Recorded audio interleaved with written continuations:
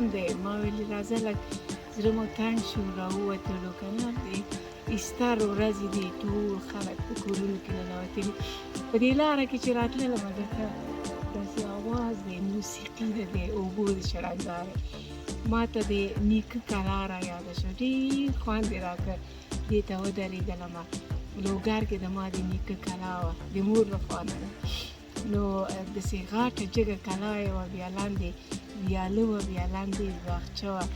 د ویالې له غاړې داسې یو غاټه د زردالو ونه وه.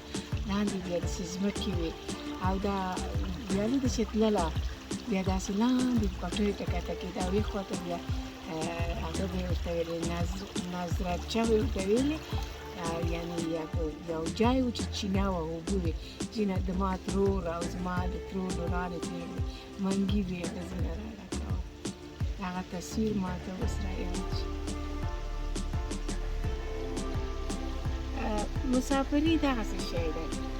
ژوند دی، ډېر کلونه تېر شول چې هر چېرته ځې یو ښایسته منظر ګورې یا پټی ګورې، تا ته به خامخا خپل وطن در یادېږي، خپل ماضي به در یادېږي.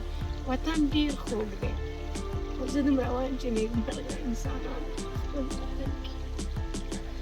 هغه وخت کې مجاهدین وو، باغچو کې به پټېدل، راتلل به بیا به ډزې کولې. نو ویره به په خلکو باندې تېرېدله. نو یو ورځ هماسې اوبو خواته تللې ومه د ترور لور سره مې، خاله لور سره مې، موږ توړۍ ورته وایي، د توړۍ د لورانو سره مې تللې ومه. هغوی په هغه نظرچه کې ورسره هغه کوه چې بیا داسې دیوال نه څو دانې داسې غټ غټ پټکي اچولي، هغه یې مخونې تړلي وو. مجاهدین داسې تاو شول ولاړه.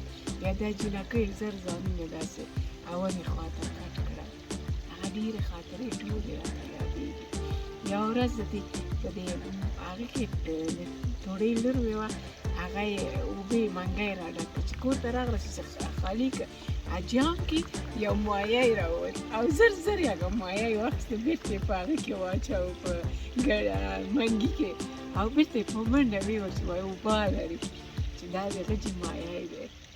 نو ډېره خوږې خاطرې دي. هر چېرته چې اوس د هغوی نه زه خبر نه لرم، نو چې هغوی هر چېرته خوشحاله دي، ارامه دي سره، او ډوډۍ دې ورته ګرمه وي د ټولو افغانانو سره، اوبه دې ورته سړې وي.